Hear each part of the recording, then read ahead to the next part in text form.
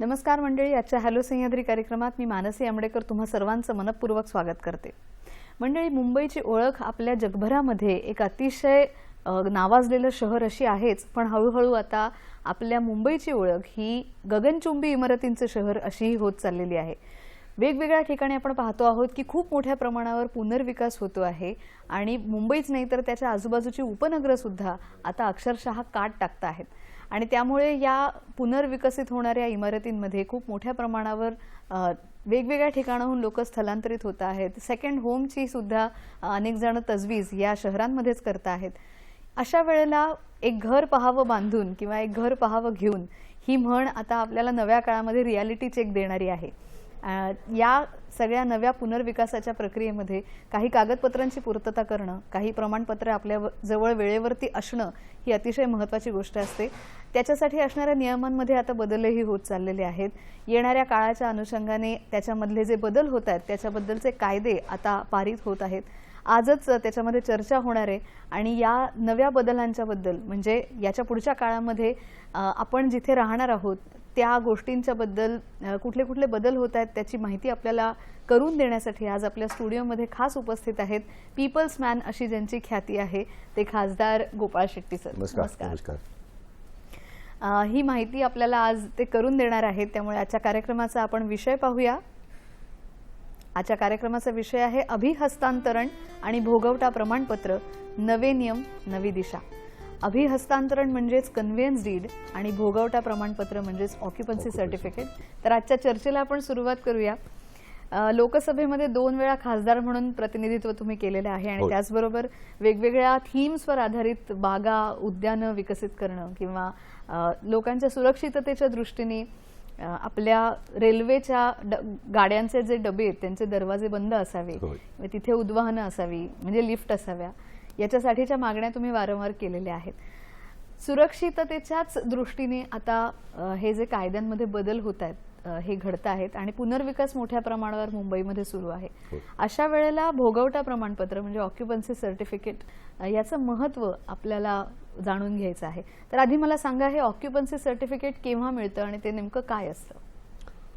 एक तर सर्वप्रथम हॅलो सह्याद्री आणि माणसाला मी धन्यवाद देऊ इच्छितो, मला पीपल्स मॅन असं संबोधित केलं आणि खरोखरच मी 1992 ज्यावेळी पहिल्यांदा नगरसेवक म्हणून मुंबई महानगरपालिकेत प्रवेश केला तर मी काय अभ्यास करून नव्हे तर एक इनर रिॲक्शन असू शकतो कदाचित, मी लोकहिताचेच मुद्दे सर्व मांडत गेलो आणि त्याच्यातून माझी लोकप्रियता वाढली आणि मी भारतीय जनता पक्षाच्या नेतृत्वालाही धन्यवाद देऊ इच्छितो, कारण त्यांनी मला कधीही जनमानसांचा विषय बेधडकपणे मांडत असताना कधी थांबवलं नाही। ह्याच्यामध्ये कुठे पक्षाची बदनामी होते किंवा वगैरे वगैरे वगैरे कधीच थांबवलं नाही आणि म्हणून मला एक ओपन प्लॅटफॉर्म उपलब्ध झाला आणि मी मांडत गेलो, लोकांना विषय कळत गेला, लोक माझ्याकडे येत गेले आणि माझा त्या विषयावरचा अभ्यासही अजून दृढ होत गेला आणि एक लोकप्रियता मुंबई शहरामध्ये नक्कीच मी कमवलं, त्याचा मला स्वतःलाही गर्व आहे। हल्ली जो एक ऑक्युपेशन सर्टिफिकेट भोगवटा प्रमाणपत्राचा जो एक मुद्दा चालू आहे, एक तर आपण शासन किंवा प्रशासनाला टोटलिटीमध्ये ब्लेम करणं हे योग्य होणार नाही, कारण सुरुवातीच्या फर्स्ट फेजमध्ये ज्यावेळी आपण डेव्हलपमेंटला प्रारंभ केला तर सरकारने आणि महानगरपालिकेने एक नियम केला असं करायचं म्हणून। सर्व काही गोष्टी नियमाप्रमाणे घडत नाहीये। आपण आपल्या घरामध्ये एका मुलासाठी मुलगी किंवा मुलगीसाठी मुलगा बघायला जातो, अनेक कंडिशन आपण टाकत असतो, परंतु सर्व कंडिशन फुलफिल होत नाही आणि कुठेतरी कॉम्प्रोमाइज करून मग लग्नापर्यंत आपण पोहोचतो। ही आपल्या घरामध्ये जशी परिस्थिती निर्माण होते तसंच ह्या व्यवसायामध्ये सुद्धा शासनाने कायदा केला, महानगरपालिकेने नियम केलं, बिल्डरांच्या माध्यमातून आता याच्यामध्ये सर्व टोटलिटीमध्ये बिल्डर्स दोषी आहेत असं म्हणणंही फार बरोबर होणार नाही, कारण one should be very much fair, कारण एखाद्या आपल्याला प्लॅटफॉर्म मिळाला म्हणून आपण कोणाचीही चुकीच्या माणसाला मोठा करणं किंवा खऱ्या माणसाला खोटा ठरवणं हे सुद्धा माझ्या स्वभावाला कधी मान्य नाहीये आणि सर्व बिल्डरांचा दोष आहे असाही म्हणणं बरोबर नाहीये, परंतु सामान्य माणूस विचारेल बाबा कोणाचाही दोष नाही तर आमचा दोष आहे का, तर नाही, फ्लॅट परचेस करणाऱ्यांचा मुळीच दोष नाहीये, कारण त्यासाठी किती व्यवस्था सरकारने केली, नगरसेवक केलं, आमदार केलं, खासदार केलं, मंत्री केलं, ह्या सर्व स्टेजेस आहेत, ह्या सर्व स्टेजेसमधल्या लोकांनी तो सामान्य माणूस जो आहे लोकशाहीमध्ये त्याला मदत करण्यासाठी आहे. तर मी आमच्या जमातीपासून जर सुरुवात केलं तर मी म्हणा आमचा दोष ह्याच्यामध्ये आहे मी क्लिअर कट सांगतो. कारण आताही मी नाही बोललो तर आता जे नवीन निवडून आलेले नगरसेवक आहेत महानगरपालिकेमध्ये सत्ताही भारतीय जनता पक्षाच्या हातात मुंबई शहरातल्या लोकांनी दिलेलं आहे. तर मला असं वाटतं का पक्षाच्या माध्यमातून आम्ही एक गाईडलाईन नक्कीच बनवण्याचं ठरवू. का एखादा नगरसेवक ज्यावेळेला निवडणुकीला जातो तर त्याच्या वॉर्डमध्ये किती बिल्डिंग आहेत आणि किती बिल्डिंगला ऑक्युपेशन सर्टिफिकेट आहेत, त्याच्या 5 वर्षामध्ये किती बिल्डिंग नवीन बांधली आणि तो दुसऱ्यांदा निवडणुकीला जात असताना त्यांनी किती बिल्डिंगला ऑक्युपेशन सर्टिफिकेट प्राप्त करून दिलं किंवा कन्व्हेन्स डीड प्राप्त करून दिलं, असा कुठेतरी एक अकाउंटिंग सिस्टम आपल्याला निर्माण करावं लागेल जे आता नाहीये ते आपल्याला करावं लागेल. आणि म्हणून पहिल्या टप्प्यामध्ये शासन आणि शासनाचा कायदा होता ऑक्युपेशन सर्टिफिकेट प्राप्त झाल्यानंतर मग डीम कन्व्हेन्स बिल्डिंग कम्प्लिटेशन सर्टिफिकेटचा एक होता आणि नंतर डीम कन्व्हेन्स हा एक कायदा आणि नियम केला. परंतु त्या नियमाप्रमाणे सर्व काही नीटनाट झालेलं नाही. कारण एखादा बिल्डिंग सुरुवातीच्या काळामध्ये 5-6 वर्ष लागत होतं, आता एकदम फास्ट ट्रॅकमध्ये 2-3 वर्षात बिल्डिंग पूर्ण होतो. आणि मोठे मोठे लेआउट जे होते त्याला 10-10 वर्ष 15-15 वर्षही लागलेत. कारण आपण बिल्डरला मोठ्या लेआउटमध्ये कंडिशन घालूच शकत नाही का तुम्ही 5 वर्षात काम पूर्ण करा, कारण त्याचा माल विकला गेला पाहिजे, तोही एक भाग आहे त्याच्यामध्ये. आणि म्हणून निर्माण केलेल्या कायद्याप्रमाणे विकासक काम करू शकलं नाही. वेळोवेळी बदललेल्या कायद्यामुळे ऑक्युपेशन सर्टिफिकेट प्राप्त झालं नाही. त्यामध्ये सर्वात एक मोठी अडचण मी माझ्या जीवनकाळात पाहिलं, बिल्डिंग रेडी झाली तर जून महिन्यामध्ये मुलांना ॲडमिशनचा तो काळ असतो आणि म्हणून एखादा माणूस समजा दहिसरला राहतो आणि त्याने बिल्डिंग बोरिवलीत घेतला, त्याला परत ॲडमिशन सुद्धा ट्रान्सफर करायचं आहे.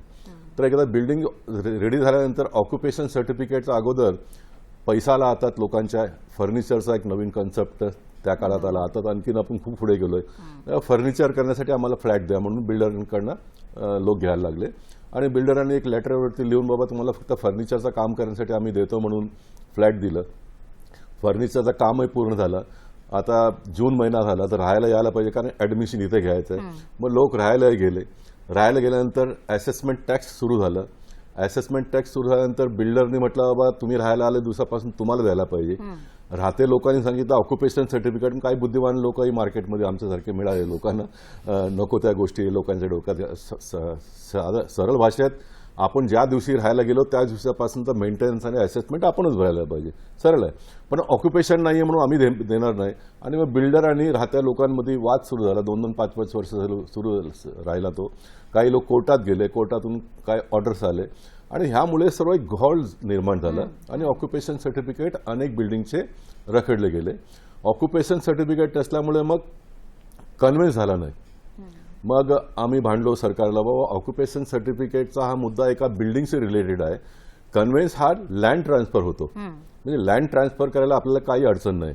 मी देवेंद्र फडणवीसजींना इथे आठवण करीन, 2015ला ज्यावेळी ते मुख्यमंत्री झाले आणि त्यांच्याकडे आम्ही डेलिगेशनच्या माध्यमातून ह्या सर्व गोष्टीला चर्चेला नेला आणि त्याने मान्य केलं. कारण ते ॲडव्होकेट सुद्धा आहेत, ते महापौर नगरसेवक होते, ते महापौर झाले आणि जवळजवळ सर्व पदं त्यांनी भूषवली. म्हणून त्यांना सर्व गोष्टीचं ज्ञान असल्यामुळे त्यांनी ताबडतोब निर्णय घेतला की ऑक्युपेशन सर्टिफिकेट हा एक भाग वेगळा आहे आणि डीम कन्व्हेन्स भाग वेगळा आहे आणि म्हणून ऑक्युपेशन सर्टिफिकेट नसलं तरी डीम कन्व्हेन्स व्हायला पाहिजे, अशा प्रकारचा आपण लोकांनी कायदा केला. क्या बात आहे. रवींद्र कुडाळकर यांचा आपल्याला फोन आलेला आहे. कार्यक्रमातला पहिला फोन आपण घेऊया. नमस्कार, तुमचा प्रश्न विचारा. मी रवींद्र कुडाळकर बोलतोय. खरं तर हॅलो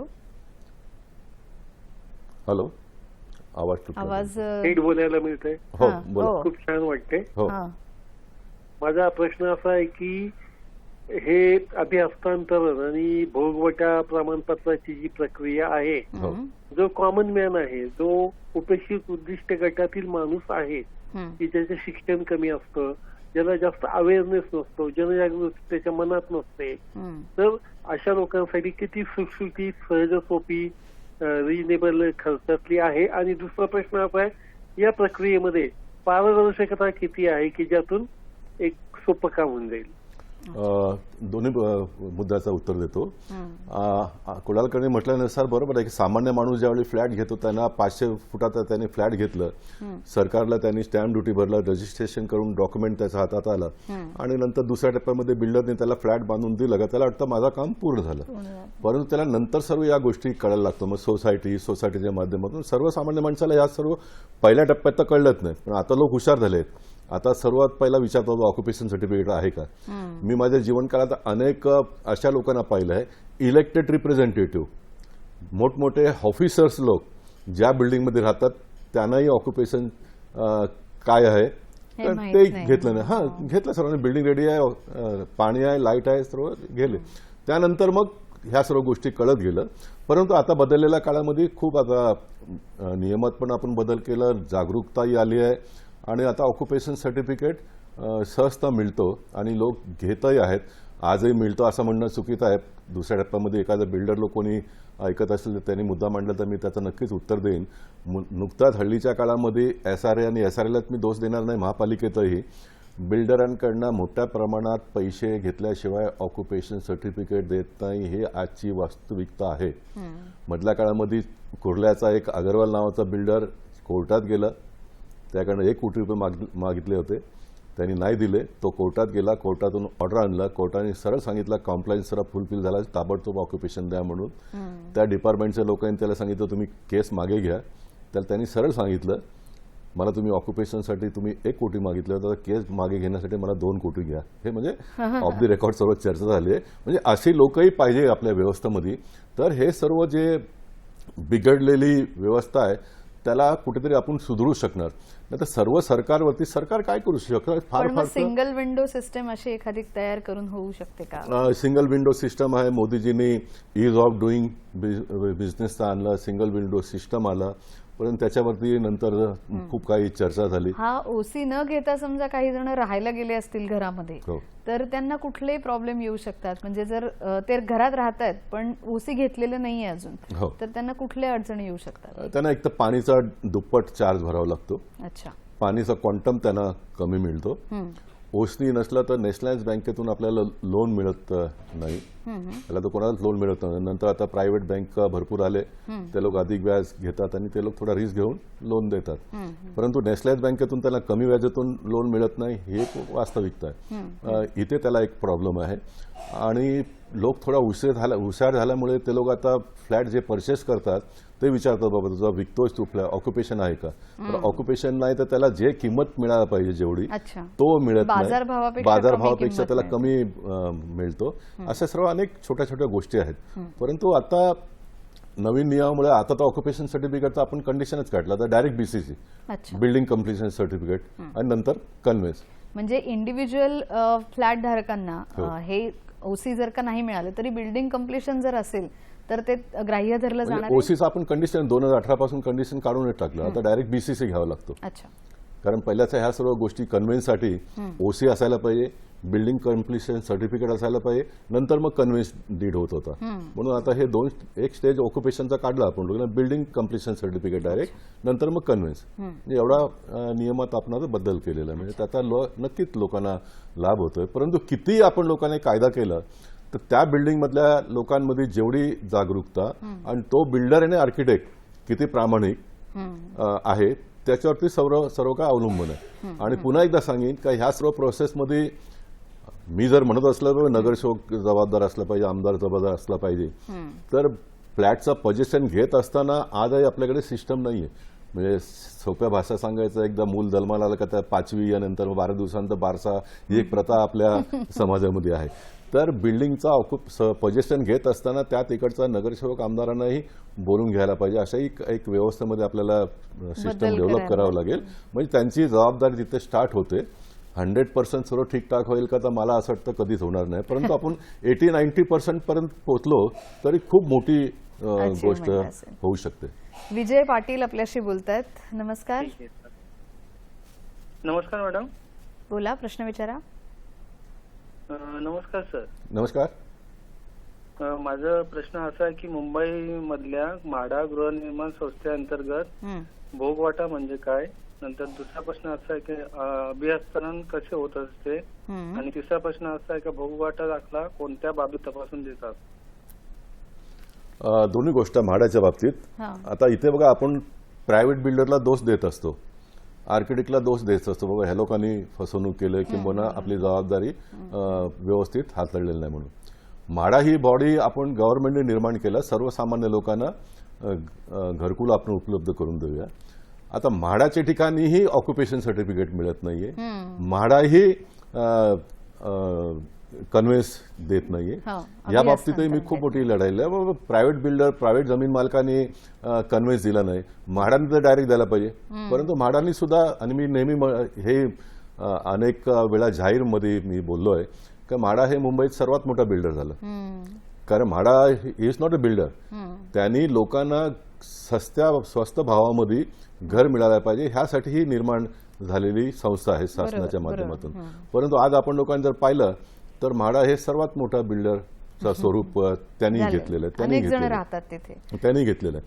कारण म्हाडाला सुद्धा हे कळलं, आपण जर कन्व्हेन्स दिलं तर भविष्य काळामध्ये जर FSI वाढलं तर त्याचा लाभ डायरेक्ट जे राहतात त्या लोकांना मिळेल, म्हणजे म्हाडा नोवेअर होणार. त्यांनी स्वतःची एक व्यवस्था करून घेतली. मग परत सेकंड फेजला परमिशन द्यायचं, बिल्डर येईल त्याच्याशी त्यांचा वाटाघाटी जे काय होत असेल. तोच नेमका प्रश्न त्यांनी विचारला होता की OC देत असताना नेमक्या कुठल्या बाबी पाहिल्या जातात आणि त्या पूर्ण असतील तरच ऑक्युपन्सी सर्टिफिकेट मिळतं. परत मी असं म्हणेन की हे सर्व पाहण्याचं काम सर्वसामान्य लोकांचा नाहीच. अच्छा. तर त्यासाठी एक आर्किटेक्ट आहे, त्याची जबाबदारी आहे इथे. आपण लोकांनी येणाऱ्या काळामध्ये, माझे एकूण नगरसेवक वगैरे ऐकत असतील किंवा आमदार जे जुने आहेत त्या लोकांना, आपल्याला एक नियम असाही करता येईल तर पाहायला पाहिजे. बाबा एक आर्किटेक्ट 5 केसेस घेऊ शकतो का मुंबई शहरामध्ये, किंवा 10, तुम्ही आपण सर्व मिळून ठरवूया 10 केसेस घेऊ शकतो.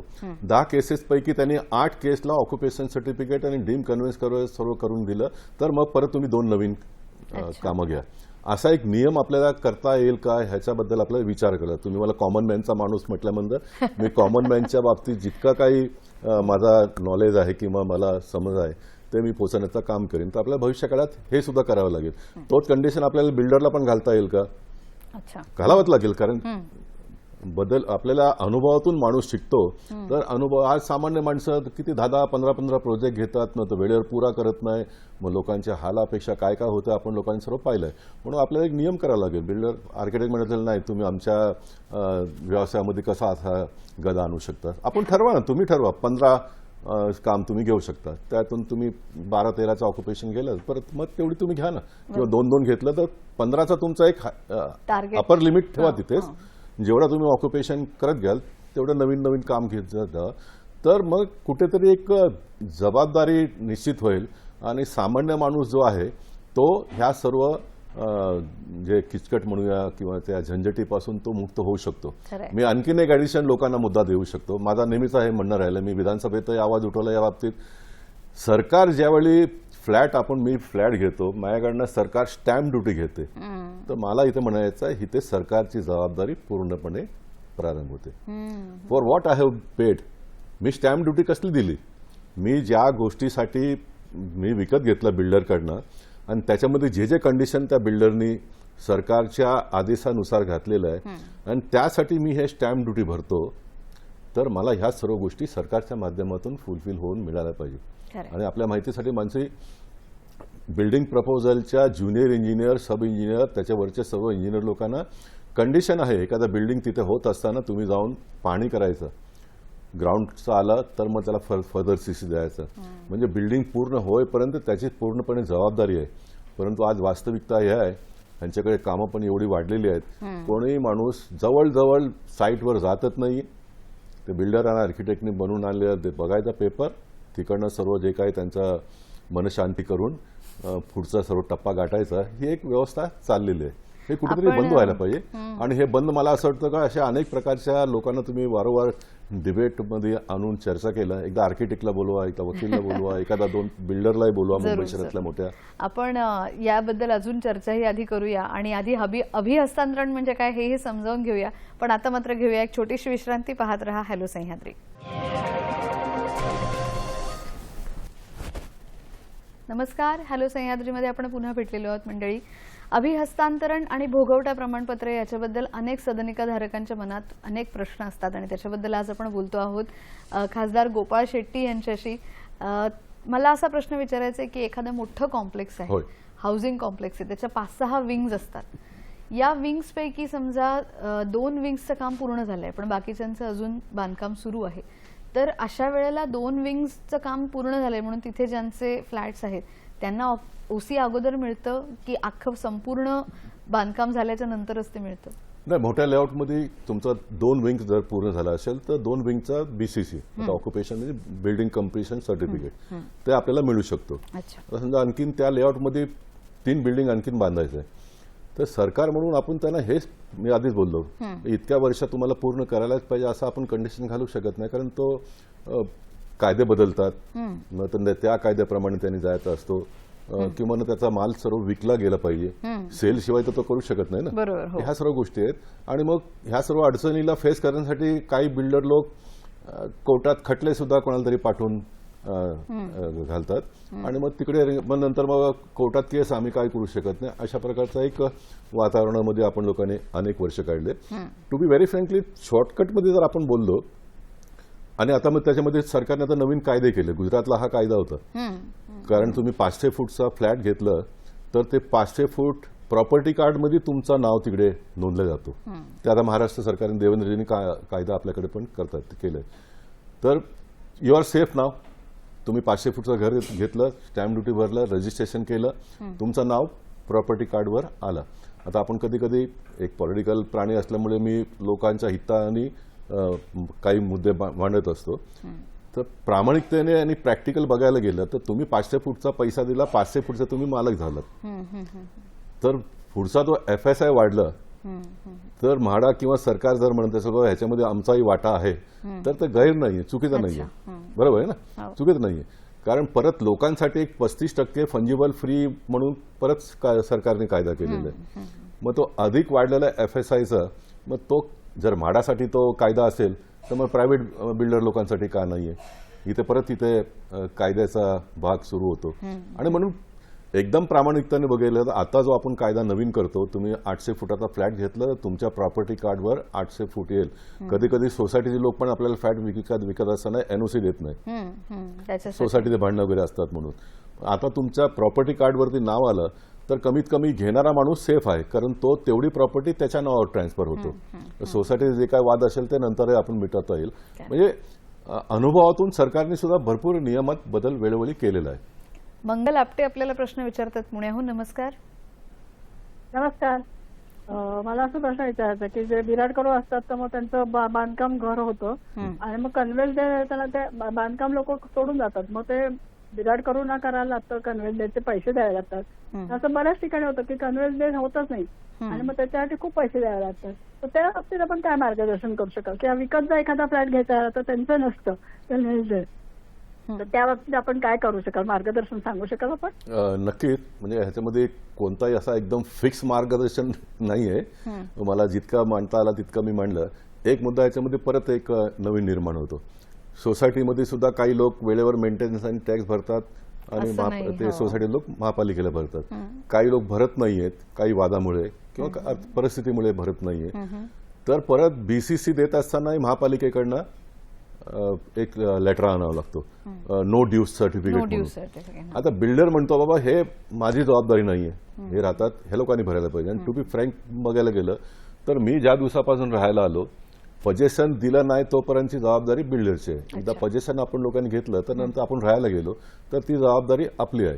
तर महापालिकेने सुद्धा हे नो ड्यूज, आता आपण सर्वांवरती जर एकदम सुटसुटाट केलं तर मग व्यवस्था चालणारच नाही. महापालिका सुद्धा चालली पाहिजे. तर बिल्डिंग कम्प्लिशन झालं तर त्याला BCC द्यायला पाहिजे, कन्व्हेन्स द्यायला पाहिजे. हा एक वेगळा भाग झाला. आता तुमचा असेसमेंट टॅक्स बाकी आहे तर त्याला परत तुम्हाला वसूल करण्यासाठी अनेक मार्ग आहेत ना, अनेक मार्ग आहेत. पण तुम्ही संपूर्ण कन्व्हेन्स डीडला का थांबवता? आता समजा बिल्डर सांगतो मी कन्व्हेन्स देतो, घेऊन टाका तुम्ही, परंतु त्या कन्व्हेन्ससाठी परत महापालिकेकडनं नो ड्यूज सर्टिफिकेट आणावं लागतं, म्हणजे पैसे पुरे भरलेले आहेत म्हणून. काही लोक भरतात आणि मग घेतात. परंतु ह्या सर्व छोट्या छोट्या गोष्टी आहेत, ह्याला कोणीही फिक्स मार्गदर्शन असा होऊ शकत नाही बा असा होईल म्हणून. त्या बिल्डिंग मधल्या. आणि असा पण आहे की जर नवीन फ्लॅट विकत घेत असताना ज्यांच्याकडून आपण घेतो आहोत त्यांचा कन्व्हिन्स झालेला नाहीये, म्हणजे त्यांच्या नावाने हस्तांतरण पत्र नाहीये, हो तर असा फ्लॅट विकत घेणं कितपत योग्य असेल? नाही, फ्लॅट विकत घेण्यासाठी आता काही ना, तर रेरा आहे, रेरामध्ये एक तर महापालिका तुमचा प्लॅन पास, रिसेलच्या साठीचा प्रश्न विचारला हा मी आता. प्लॅन पास होण्याच्या अगोदर टायटल बघते. म्हणजे तो बिल्डर आणि ज्यांच्याकडनं आपण विकत घेतो फ्लॅट त्यांच्याने आपला मुद्दा मुळीच नाहीये. तर टायटल बघूनच आपल्याला सर्व डॉक्युमेंट, अग्रीमेंट, प्लॅन पास वगैरे होतो रेराच्या मार्फतून वगैरे वगैरे वगैरे. तर तो मुद्दा आता संपलेला आहे. म्हणजे एकदा बिल्डिंग त्यांनी बिल्डरनी पुरा केलं, बीसीसी घेतलं तर मग त्यांनी कन्व्हेन्स देणं आहे कर्मप्राप्त आहे. त्याच्यासाठी पण काही टाइमलाईन आता ठरवून दिलेली आहे का, की एवढ्या वेळामध्ये त्यांनी कन्व्हेन्स पण कम्प्लीट करून दिलाच पाहिजे विकासकांनी? आहे. आता समजा सिंगल बिल्डिंग आहे तर त्याला एक 2 वर्ष, पहिला 3 वर्ष लागायचे, पण आता नवीन टेक्निक आणि टेक्नॉलॉजीमुळे फास्ट काम होतं, तर 2 वर्षातही काही लोक पूर्ण करतात. अच्छा, पूर्ण करतात.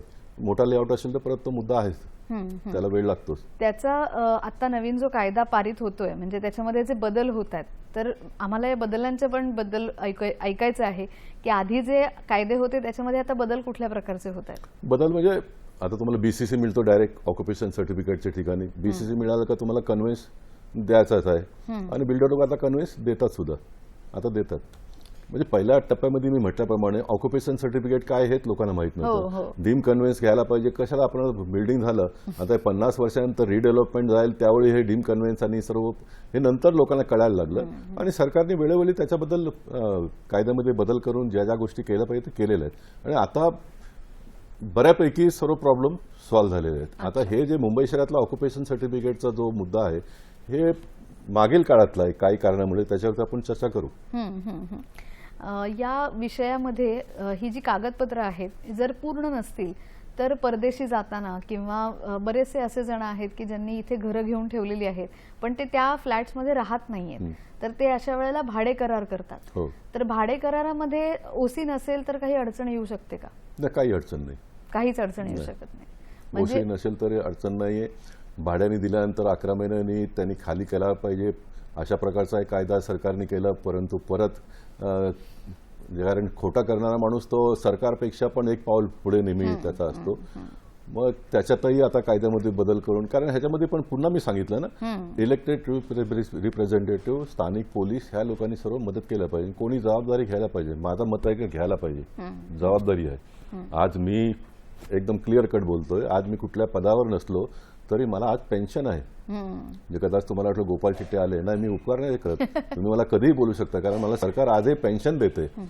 तर माझं काम आहे लोकांसाठी करायचं, आणि त्या लोकांनी आता 11 महिन्याचं लिव्ह लायसन्सचं अग्रीमेंट असल्यानंतर पण माणसं खाली करत नाही. तो जाणार कुठे, काय करणार? तो मारामारीशिवाय काय पर्याय नाही. मारामारी करू नये, सरकारने परत कायदा केलाय. मारामारी केलं का चूक कोणाचं आहे पोलीस बघत नाही. मारामारी केल्याला परत पकडून आपण पोलीस चौकीमध्ये त्याला घालतो, आणि मग लोक लाचार होतात, आणि हे खोट्या करणाऱ्यांना माहिती आहे हा काय करणार, करून करून काही करू शकत नाही. 11 महिन्याचा लिव्ह इन लायसन्सचा वेळ संपल्यानंतरही लोक खाली करत नाही. असे अनेक प्रकरणं या मुंबई शहरामध्ये आपल्याला पाहायला मिळतात. मुकेश गुजराती आपल्याशी बोलतायत. नमस्कार, तुमचा प्रश्न विचारा. माझा प्रश्न असा आहे की मॅडम, जे ऑक्युपाईड जे सर्टिफिकेट प्रमाणपत्र मिळतं त्याला काही व्हॅलिडिटी का? ते इतक्या काळानंतर ते पुन्हा रिन्युअल करणे गरजेचे आहे, आणि कायद्यामध्ये काय तरतूद आहे की किती दिवस मिळाले नाही तर त्याची वाट बघावी? व्हॅलिडिटी आहे का त्याची काही? ऑक्युपेशन सर्टिफिकेटला त्यांचा पहिला मुद्दा तो व्हॅलिडिटी, असा काय व्हॅलिडिटीचा वेळ नाहीये. परंतु माझा यानं अनेकांचं मत आहे की बिल्डिंग एक पूर्ण उभी झाली, ऑक्युपेशन सर्टिफिकेट किंवा बिल्डिंग कम्प्लिशन सर्टिफिकेट मिळाल्यानंतर त्याचा लाईफ किती, 25 वर्ष, 50 वर्ष. आता तर सर्व बांधकाम खूप चांगल्या दर्जाचं होतो, म्हणजे एक 50 वर्षानंतर त्याचा कुठेतरी रिचेकिंग आणि ऑडिट व्हायला पाहिजे. अशी एक व्यवस्था येणाऱ्या काळामध्ये नक्कीच येईल. आताही आहे, पण ते लोकांनी तक्रार केल्यावरती होत असतो. परंतु आता हे खूप मोठा विषय आहे माझा. आता आणखीन त्याच्यामुळे डोकं हे चालतं, महापालिकेने ऑक्युपेशन सर्टिफिकेट दिलं आणि त्याचा लाईफ जर 50 वर्ष आपण लोकांनी ठरवलं, तर 50 वर्षामध्ये काही चुकीचं ठरलं तर महापालिका जबाबदार राहायला पाहिजे. कारण आज एखादी बिल्डिंग पडली, माणसं मेले, तर सरकारने 5 लाख रुपये, केंद्र सरकारने 2 लाख रुपये तो पैसा मिळतो, परंतु त्याच्या पुढे आपल्याला जावं लागेल.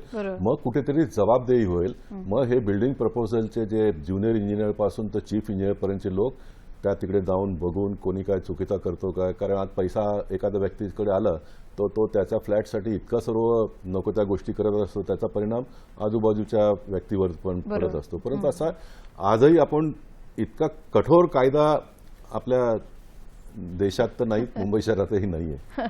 त्यांनी आणि असा प्रश्न विचारला की किती दिवसांपर्यंत वाट पाहावी, म्हणजे फ्लॅटमध्ये राहायला लागल्यापासून ओसी मिळेपर्यंतचा किती काळ असला पाहिजे? नाही, त्याचा काही काळ ठरवलेला नाही, कारण ऑक्युपेशन सर्टिफिकेट घेणं हे राहत्या लोकांवरती, त्या सोसायटीवरती, त्या बिल्डरवरती, आर्किटेक्ट हे सर्व जॉईंट व्हेंचर आहे. तर बिल्डर म्हणतो माझा सर्व फ्लॅट विकले गेलाय, आर्किटेक्ट म्हणतो मी काम पुरा केलं, मला माझे फी मिळाले की मग थोडे बिल्डरने बाकी ठेवले, मी कशाला करू. तर इकडं मग काम राहत्या लोकांचा प्रारंभ होतो. या सर्व लोकांनी त्या आर्किटेक्ट आणि बिल्डरच्या मागे लागून ऑक्युपेशन घ्यायचं. कॉर्पोरेशनने किंवा सरकारने असं कोणताही एक गाईडलाईन, प्रिस्क्राईब गाईडलाईन नाही का इतक्या दिवसात तुम्हाला ऑक्युपेशन सर्टिफिकेट घ्यायलाच पाहिजे म्हणून. आणि महानगरपालिकेचा मॅन्युअलमध्ये ऑक्युपेशन नसलं तर तुम्ही ऑक्युपेशनला जात असताना पहिला 50 रुपये होता, आता 500 रुपये आपण लोकांनी केलं. 500 रुपये तुम्हाला अधिक भरावे लागतात. जे काही महापालिकेचे ड्यूज असतील ते सर्व भरून 500 रुपये अधिक भरायचं, तुम्हाला ऑक्युपेशन मिळेल. म्हणजे ऑक्युपेशन नसलं तर फार मोठा गुन्हा किंवा पाप आहे असं मानल्या जात नाहीये. परंतु वेलिंग्टन सोसायटीचा ज्यावेळी मुद्दा ऐरणीवर आला तर त्याच्यामध्ये फायर कॉम्प्लायन्स पुरा नव्हता म्हणून न्यायाधीश थोडे रागवले आणि त्यांनी सांगितलं तुम्ही खाली करा, कारण हे रिस्क आपल्याला घेणं बरोबर नाही, कारण उद्या आग बिगी लागला, जीवितहानी झालं, कोण जबाबदार. ते फायरचा कॉम्प्लायन्स नसल्यामुळे तो प्रकार घडला. आणि त्यावेळी मी म्हटलं, त्यावेळी मला थोडं रागही आला होता, कारण मला त्या विषयाचा नॉलेज असल्यामुळे ऑक्युपेशन सर्टिफिकेट नाही म्हणून कोणाला बाहेर आपण घरातून काढू शकत नाही, कारण कॉर्पोरेशनचा मॅन्युअल म्हणतो ऑक्युपेशन घेताना तुम्हाला 500 रुपये दंड भरायचं. परंतु हे झालं तर मुंबई शहरासाठी चांगला झाला असं आता आपण म्हणूया, कारण सर्वांना आता ऑक्युपेशन सर्टिफिकेट मिळेल. प्रमोद जोशी आपल्याशी बोलतात. नमस्कार. नमस्कार, आपला प्रश्न विचारा. हॅलो. हा बोला. माझा एक प्लॉट आहे सोसायटीचा. हो. इथे वाशिम मध्ये सोसायटी आहे माझी. त्या सोसायटीचा प्लॉट अजून मला मिळाला नाही. आपण पैसे भरलेले आहेत आणि आतापर्यंत आम्हाला ते प्लॉट मिळाला नाही. पावत्या वगैरे आहे, नगरपालिकेचा टॅक्स सुद्धा आपण भरतो. अच्छा. तर ते म्हणतात किंवा ते तुमचं काहीच नाही, इथे काय करावं लागेल? असं होऊ शकत नाही, कारण तुमच्याकडे फ्लॅटचा तुमच्याकडे अग्रीमेंट असेल, रजिस्टर्ड डॉक्युमेंट असेल तुमच्याकडे, तर तुम्हाला फ्लॅट मिळालाच पाहिजे. काहीतरी दुसरा वाद असेल. कधी कधी बिल्डर लोक एक फ्लॅट दोघांना विकतात आणि दोघांकडे अग्रीमेंट कधी कधी असतो आणि ते कोर्टात केसेस वगैरे चालले असतात, म्हणून सोसायटीचे लोक देत नसतील. तुमचा मुद्दा स्पेसिफिक कळल्यावरती मी त्याच्यावरती भाष्य करू शकेन. खरंय. म्हणजे थोडक्यात वेगवेगळ्या कागदपत्रांची पूर्तता करणं आणि त्या कागदपत्रांची पूर्ण माहिती असणं हेही तितकंच महत्त्वाचं आहे. आपण सदनिकाधारक असल्यानंतर मला वाटतं याच्याबद्दलची माहिती करून घेणं ही एक सजग नागरिक म्हणून आपली जबाबदारी सुद्धा आहे.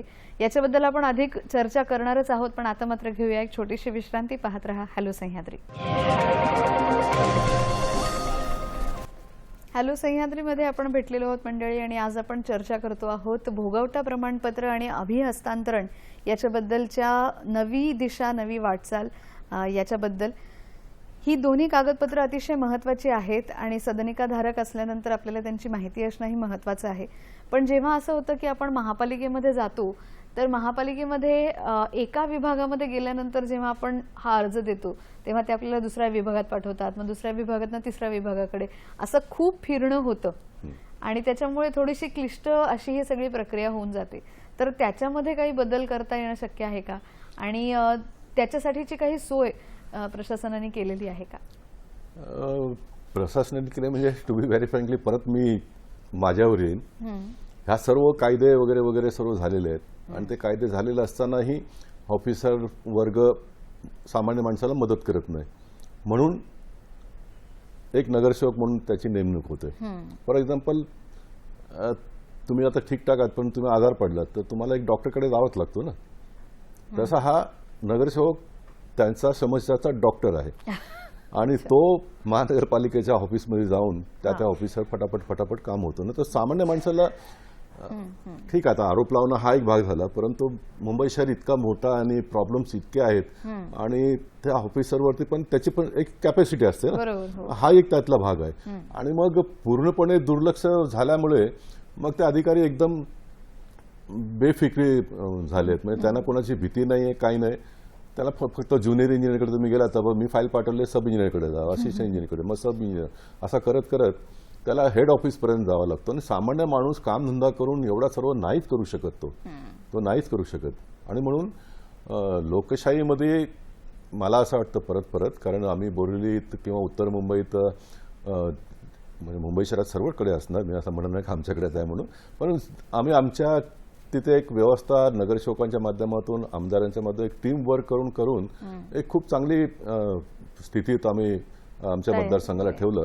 म्हणून आज बोरिवलीसारख्या ठिकाणी उमेदवार कोण आहे, आताही तुम्ही जर सर्वे केलं तर पटकन सांगणार नाही माझा नगरसेवक कोण, आमदार कोण आहे म्हणून. निवडणूक आला का कमलाचा बटन दाबायला जाऊन इतक्या लोकांना एक सेटअप झालेलं, म्हणजे 90% प्रॉब्लेम नाही अशा स्थितीत आपण आज ऑनलाईन काही करता येणं शक्य आहे का मग ते? मोदीजींनी जो ऑनलाईन सिस्टम केलं ते उपयोगात नाही असं मी म्हणेन.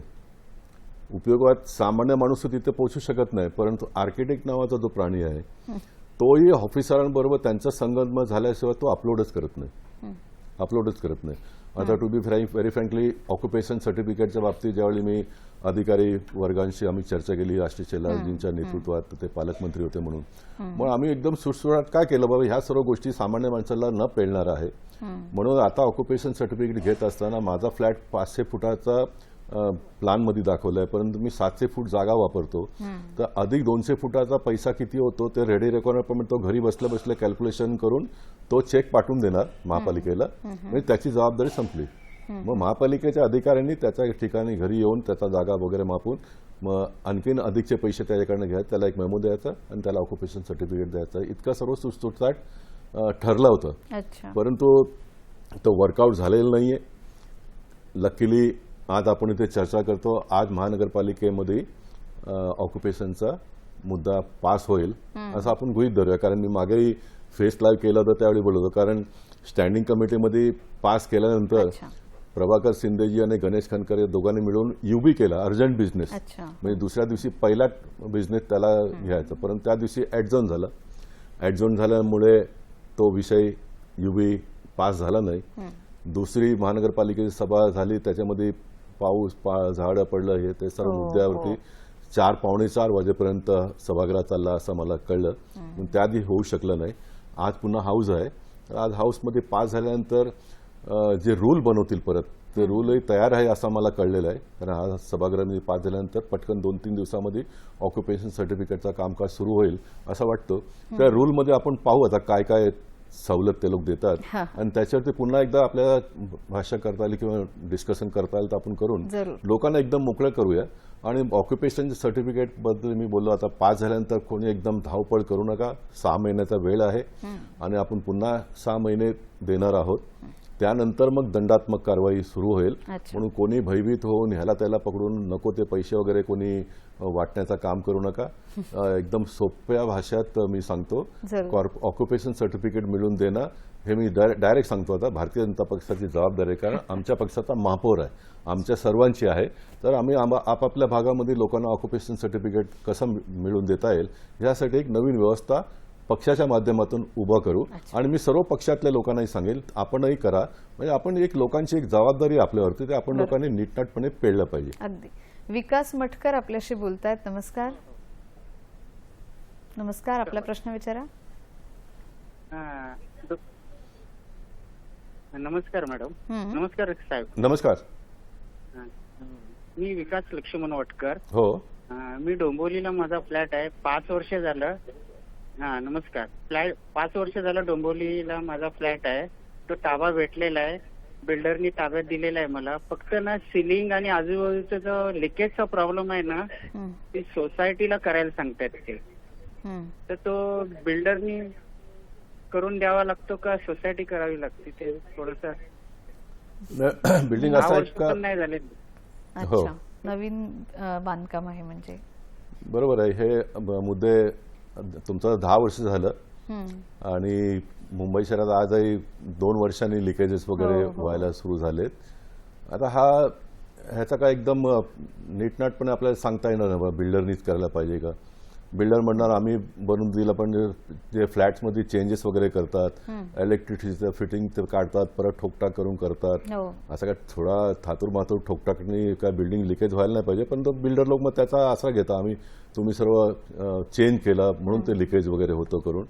तर शॉर्टकटमध्ये असा एक आता सोसायटीमध्ये भांडणं आहेत. 20 फ्लॅटपैकी 2-4 लिकेज होतो, 16 लिकेज होत नाही. तर 16 लोक म्हणतात बा आम्ही पैसे का काढायचे, तुम्ही तुमचाच करून घ्या. अशा अनेक प्रकारचे आहेत. काही गोष्टी मला असं वाटतं की आपण सोसायटीमधूनच एकमेकांना मिळून हा प्रॉब्लेम सॉल्व्ह करायला पाहिजे. तर ह्याला मार्ग आहे. अगदी बाकी प्रयत्न करायला काही हरकत नाही. बिल्डर जवळपास असेल त्याला जाऊन भेटा, त्याच्यावरती थोडा प्रेशर आणा. त्यांनी केलं तर ठीकच आहे, परंतु वाट न बघता छोटी मोठी गोष्ट असेल तर करून विषय संपुष्टात आणायला पाहिजे असं मला वाटतं. रेरा कायदा आल्यानंतर बऱ्याच अंशी विकासक म्हणजे लवकर काम पूर्ण करण्याचा प्रयत्न करायला लागले आणि पुनर्विकासाचा जो वेग होता तो एकदम प्रचंड वाढला. कारण रेरा कायदा हा इतका स्ट्रिक्ट कायदा आहे की ज्याच्यामुळे पेनल्टी सुद्धा लागते. म्हणजे जर दिलेल्या तारखेच्या पेक्षा जास्त काळ हे पोझिशन देण्यासाठी लागलं तर पेनल्टी द्यावी लागते विकासकांना. तसं कन्व्हेयन्स डीड जर त्यांनी वेळेत करून दिलं नाही किंवा भोगवटा प्रमाणपत्र वेळेत दिलं नाही तरी सुद्धा पेनल्टी लागते का? नाही, पेनल्टी लागत नाहीये. परंतु जुन्या कायद्याप्रमाणे आपण जर म्हटलं तर त्यावेळी लोकांनी फ्लॅट घेतलं तर काही लोकांनी स्टॅम्प ड्युटी सुद्धा भरली नाही. अच्छा. मग तो कन्व्हेन्स घेताना स्टॅम्प ड्युटी पहिला भरा, नंतर कन्व्हेन्स देणार, कारण सरकारला सरकारचे पैसे मिळालेच पाहिजे. मग ह्या भांडणात खूप वर्ष आपण लोकांनी घालवलं. मग सरकारने एमएनएसटी स्कीम काढलं, त्याच्यामध्ये काय सवलत दिली, मग लोकांनी पैसे भरले. असे वेळोवेळी ह्या सर्व गोष्टी घडत गेल्यात. आणि सरकार म्हणजे आपण विचार करतो का पटकन व्हायला पाहिजे, तितकं सोपं नाही. कारण सरकारला पूर्ण महाराष्ट्राच्या बाबतीत निर्णय घ्यायचा असतो. तर सरकारच्या पद्धतीने काम करत असतं. परंतु बदलत्या काळामध्ये खूप काही परिवर्तन झालेलं आहे. रेरा सुद्धा आपण लोकांनी निर्मिती ह्यासाठी केला, पण लोकांची मधल्या काळामध्ये फसवणूक झाली भरपूर. एक फ्लॅट 2-2, 3-3 लोकांना बिल्डर लोकांनी विकलं आणि ह्याचा कोणी मायबापच नाही. म्हणून मग आता रेरामध्ये आजही मी आपल्या माहितीसाठी सांगतो, मी नाव घेऊन सांगतो, सुनील राठोडजी आमचे चीफ इंजिनियर डीपी आहेत. मी महानगरपालिकेमध्ये असताना एक विषय मांडला होता, बाबा एक बिल्डिंगमध्ये 20 फ्लॅट असेल तर 20 फ्लॅटचा परवानगी दिलंय, 7 माळ्यापर्यंत परवानगी दिली आहे. तशा प्रकारचं एक बोर्ड तिथे लागलं पाहिजे. आणि त्या बोर्डमध्ये मग 20 फ्लॅटमध्ये पहिला फ्लॅट गोपाल शेट्टींनी घेतला, दुसरा मानसीने घेतला, तिसरा कोणी घेतला, तर विकत गेलं तसं सर्वांचं नावं तिकडे लागायला पाहिजे. ह्याला पारदर्शकता आपण म्हणू. त्यावेळी झालं नाही. परंतु आता मी परत एक चिठ्ठी पत्र लिहिलं तर चीफ इंजिनियर सांगितलं हे आपण करतोय म्हणून. हे आपण करतोय म्हणून सांगून मला 4 महिने झाले, परंतु अजून त्यांनी फायनल ऑर्डर काढलेली नाही. म्हणजे विकासक लोक जाऊन मग हे अडवतात. म्हणजे किती पारदर्शकता आहे ना. एका प्रायव्हेट लेआउटमध्ये पण 200 फ्लॅट होणार असेल तर 200 फ्लॅट इतक्या माल्यापर्यंतचा होणार, हे एक बोर्ड पहिल्या टप्प्यामध्ये बिल्डरने लावायचं. आणि जसं असं तो माल विकत जाईल तसं तिकडे बोर्डवरती त्यांनी डिस्प्ले केला पाहिजे. कारण स्टॅम्प ड्युटी आपण भरतो, सरकारकडे रेकॉर्ड होतो, रेरामध्ये आपल्या नावाचा रेकॉर्ड होतो. मग इथे बोर्डावर राहायला का अडचण आपल्याला? हे व्हायला पाहिजे. बरोबर. पण मग ओसी वरती आधारित प्रॉपर्टी टॅक्स भरावा लागतो की म्हणजे भोगवटा प्रमाणपत्र म्हणजे ओसी आणि प्रॉपर्टी टॅक्स यांचं कोरिलेशन कसं आहे? भोगवटा प्रमाणपत्र नसल्यामुळे फक्त पाणीचा चार्ज आपण जास्त लावतो, पण एक प्रकारपासून बोलण्यात आलं असेसमेंट टॅक्स वगैरे पण जास्त घेतलं जातं वगैरे, पण तसं तितकं नाहीये. आता असेसमेंट तर 500 फुटापर्यंत माफच केलंय. म्हणजे तो प्रश्नच संपलेला आहे. अगदी हो, तो प्रश्नच संपलेला. फक्त पाण्याचा एक प्रॉब्लेम आहे, दुप्पट आणि पाणीचा क्वांटम कमी आपल्याला मिळतो. आणि बाकी मी सांगितलं बँकेतून लोन मिळणं किंवा विकताना आपल्याला जो मोबदला मिळाला पाहिजे तो व्यवस्थित न मिळणं, या सर्व गोष्टी ऑक्युपेशन आणि आता नवीन नियमाप्रमाणे बीसीसी बिल्डिंग कम्प्लिशन सर्टिफिकेट, यामुळे थोडा अडचण आहे. पार्शियल ओसी असा एक प्रकार घेतला जायचा पूर्वी आणि मग नंतर लोक त्याला समजायचे की आपल्याकडे पूर्ण नसलं तरी चालेल पण पार्शियल तर आहे. तर आता तसं मला वाटतं त्याला पार्शियल ओसीला फारसा काही अर्थ उरणार नाही, कारण आता बिल्डिंग कम्प्लिशन आता आलेलं आहे. तर याच्याबद्दल थोडंसं मार्गदर्शन करा. बिल्डिंग कम्प्लिशन हा एक वेगळा भाग आहे आणि पार्शल ओसी हा एक वेगळा भाग आहे. आजही पार्शल ओसी घेतात. उदाहरणार्थ ग्राउंड आणि फर्स्ट हे कमर्शियल शॉप वगैरे बनवतात, त्यानंतर मग पार्किंगसाठी पोडियम वगैरे बनवतात. आता मेन बिल्डरकडे पैसा अधिकचा येतो तो ग्राउंड आणि फर्स्ट शॉपिंग सेंटर जिथे असेल त्याचा पैसा येतो आणि त्या पैशातून कामकाज सुरू करतात. म्हणून त्यांना पोझिशन ताबडतोब देण्यासाठी ते पार्ट ऑक्युपेशन घेतात अच्छा. आणि तो आजही आहे सिस्टम. पार्शियल ओसी आजही आहे. अच्छा. पण मग कमर्शियल ज्यांचे गाळे आहेत किंवा ज्यांच्या स्पेसेस आहेत त्यांना ओसीचा हे जास्त दिला जातो का? म्हणजे पार्शियल ओसीचा हे घेऊन त्यांना लवकर ऑक्युपेशन दिलं जातं तर त्यांना थोडंसं हे पार्शियलिटी करण्यासारखं नाहीये का? करता येईल आपल्याला भविष्य काळात बाबा, परंतु परत एक ब्लॉकेज निर्माण आपण करतो. कारण विकासक असेल त्याला ते शॉपिंग विकल्यामुळे 2 पैसे हातात येतात आणि तो प्रोजेक्टला पुढे नेऊ शकतो. आता आपण याच्यावरती बंदी घातली तर मग परत त्याला बँकेतून लोन घेऊन करायचं, मग त्या प्रोजेक्टवरच परत लोड येतो. फिरून फिरून किती केला आपण विचारतो बाबा कायदा कडक केल्याने बिल्डरला अडचण होतं. बिल्डरला काही अडचण होत नाही. बिल्डर जेवढा प्रॉफिट त्याला करायचा तो त्याच्यातून काढतोच. शेवटी जितके आपण कायदे कडक करत जाऊ, माझा म्हणणं हे आहे का ते सर्व लोड फ्लॅट परचेसवर येत असतो. हाही त्यातला एक दुसरा भाग. याच्यावरती डिटेल भरपूर आपल्याला करता येईल. म्हणजे सोपी गोष्ट आहे. बिल्डर स्वतःचा पदराचा घालून कोणाला काय करून देणारच नाही. तो त्यांनी लावलेल्या पैशाचा सर्व मोबदला घेऊनच तो वर्कआउट करून भाव काढतो. आता तुम्ही म्हणालात तसं आपल्या कार्यक्रमातही जे श्रोते अनेक सहभागी झाले तर त्यांनी त्यांच्याबद्दलच्या स्वतःच्या अनेक अडचणी विचारल्या. म्हणजे त्याच्या ग्रीव्हन्स रेड्रेसल जी पद्धत आहे तर त्याच्यासाठी त्यांनी कुणाकडे जावं? त्यांनी ते म्हणजे जर काही अडचणी असतील तर त्यांनी कुणाशी संपर्क करावा? टू बी व्हेरी फ्रँकली महानगरपालिकेच्या ऑफिसरांकडे जायचं, वॉर्डमध्ये जायचं, दैनंदिन समस्या जे काय असेल तर बिल्डिंग रिलेटेड प्रश्न असेल तर बिल्डिंग प्रपोजलमध्ये जायचं. आणि परत एकदा मी सांगेन ह्या सर्व गोष्टीकडे न जाता आता काही सोसायटी लोक मीटिंग वगैरे अरेंज करून जनप्रतिनिधी लोकांना बोलून करत असतात. हा एक भाग जनप्रतिनिधींचा सोडला तर कधी कधी पॉलिटिकल डिफरन्सेस असतात. बीजेपीचा नगरसेवक असला तर तिथे राहणाऱ्या लोकांचा मानसिकता वेगळी असेल तर ते मग बोलत नाही. मग सोशल वर्कर भरपूर असतात आणि हल्लीच्या काळात तर 2-3 महिन्यामध्ये हाऊसिंग रिलेटेड असोसिएशन जे चालवतात ते लोकही मार्गदर्शन करतात. मग आमच्यासारख्याला बोलवतं. जसं मी आज इथे चर्चा करतो तिथेही जाऊन मार्गदर्शन होत असतो. तर लोकांना प्लॅटफॉर्म अनेक उपलब्ध आहेत. म्हणजे समजा कन्व्हेन्स डीड बद्दल किंवा ओसी बद्दल त्यांना काही प्रश्न आहेत किंवा आता जसं अडचणींच्या बद्दल बोलतो आहोत तर मला असं विचारायचं की एखादी हेल्पलाईन किंवा एखादं संकेतस्थळ असं आहे का की जिथे याचे अधिकृत दाद मागता येईल? तसा नाही आहे, पण तो नाही असं म्हणणंही बरोबर होणार नाही. कारण कॉर्पोरेशनच्या हेल्पलाईनमध्ये आपण जर विषय टाकलं तर तिथं नोंद घ्यायला पाहिजे. परत जर त्यांनी नोंद घेतलं नाही तर परत आपल्याला जाऊन सांगायचं कोणाला, नगरसेवकाला. मग तो तिकडे कॉर्पोरेशनमध्ये आवाज उठवेल. हेल्पलाईनमध्ये किती लोकांचे प्रश्न आले आणि किती लोकांना तुम्ही ॲड्रेस केला आणि किती पेंडिंग आहे. सभागृह ह्यासाठी सर्व असतो आणि ह्या सर्व गोष्टी सभागृहामध्ये चर्चा होत असतो. एक शेवटचा प्रश्न आता असा विचारायचा आहे की मुंबई शहरामध्ये खूप मोठ्या प्रमाणावर पुनर्विकास सुरू आहे आणि जुन्या वाड्यांना किंवा जुन्या चाळी जिथे होत्या तिथे आता अगदी मोठ्या प्रमाणावर अगदी टोलेजंग इमारती उभे राहत आहेत.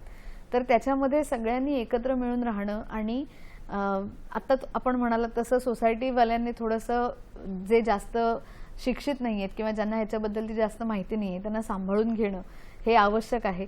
तर सगळ्यांनी एकत्र येणं आणि त्यांच्या वापरात असलेल्या रिसोर्सेसवर जास्तीत जास्त ताण येऊ नये याचा प्रयत्न करणं ही एक महत्त्वाची गोष्ट आहे. पण कन्व्हेन्स डीड जर नसेल तर भविष्यामध्ये धोके कुठले असू शकतात याचा एक जाता जाता आम्हाला पटकन हे द्याल का? परत सांगेन कन्व्हेन्स डीड नसल्याने धोका होऊ शकत नाही. किंवा मी परत एकदा सांगेन की आता आपण जो कायदा करतो त्याच्यामध्ये तुमचा 500 फूटचा फ्लॅट असेल किंवा 800 फूटचा फ्लॅट आहे तर प्रॉपर्टी कार्डमध्ये तुमचं नाव गव्हर्नमेंटच्या ह्याच्यात नोंद होईल. आता प्रॉपर्टी कार्डमध्ये जो लँड ओनर आहे त्याचं नाव येतो. डीम कन्व्हेन्स झालं तर मग सोसायटीचं नाव यायचं.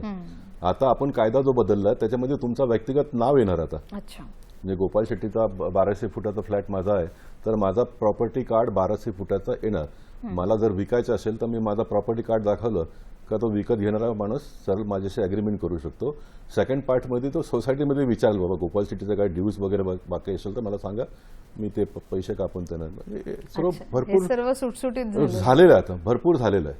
भरपूर झालेलं आहे. पण तो किती झाला असलं तर जसाच आपण पुढे येतो तर नवीन अडचणी निर्माण होत असतात. आणि मी मग सर्वांना एक गोष्ट नेहमी सांगत असतो, मनुष्य जीवन हेच एक समस्या आहे. जोपर्यंत मनुष्य जीवन आहे तोपर्यंत समस्या आपल्यासमोर भेडसावत राहणार. त्या समस्याला आपण आपापल्या वेळेमध्ये सोडवत जायचा, हा एक जीवन आहे असंही समजून आपल्याला जगायचं. खरंय. शहरामध्ये आपण सगळेजण राहतो आहोत मंडळी, आणि या शहरातल्या वाढत्या लोकसंख्येला, वाढत्या प्रश्नांना सामोरं जाण्यासाठी आपल्याला योग्य वेळेला योग्य माहिती असणं आवश्यक आहे.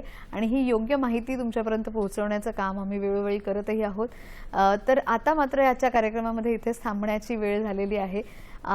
हे सगळे विषय तुमच्यापर्यंत आम्ही पोहोचवलेच आहेत, पण याबद्दल तुम्हाला आणखीन काही प्रश्न असतील तर आमच्या समाज माध्यमांच्या वरती जे आमचे पोर्टल्स आहेत त्याच्यावर तुम्ही जरूर तुमच्या प्रतिक्रिया व्यक्त करा.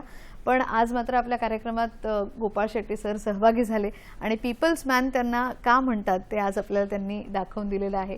इतकी महत्त्वाची माहिती आमच्यापर्यंत पोहोचवलीत आणि आमच्या कार्यक्रमात सहभागी झालात त्याबद्दल खूप खूप धन्यवाद. धन्यवाद. तर मंडळी, इथेच थांबूया आणि पुन्हा भेटूया हॅलो सह्याद्रीच्या पुढच्या कार्यक्रमात एका नवीन विषयासह. तोपर्यंत पाहत रहा DD सह्याद्री.